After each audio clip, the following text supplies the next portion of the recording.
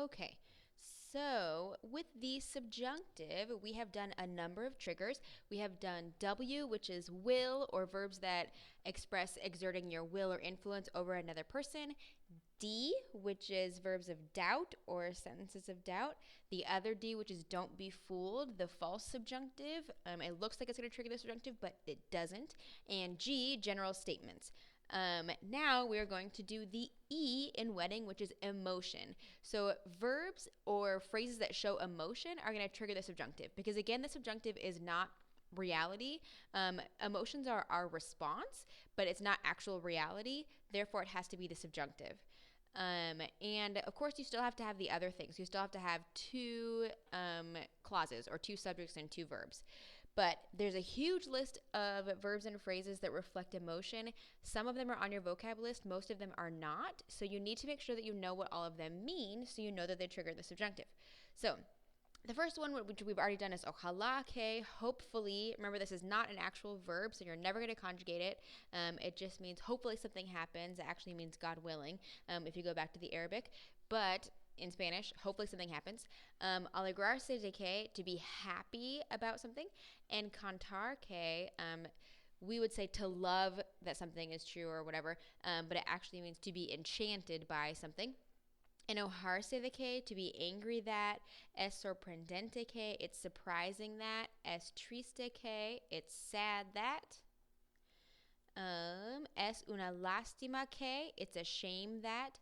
Es una pena que, also means it's a shame that. Estar contento or contenta de que, to be content or to be happy that. Estar emocionado or emocionada de que, to be excited that. Estar triste de que, to be sad that. Gustar que, to like that or to be pleased that. Last one's sentir que, to be sorry that. Sorprenderse de que, to be surprised that. Temer que, to be afraid that. Tener miedo de que, also to be afraid that.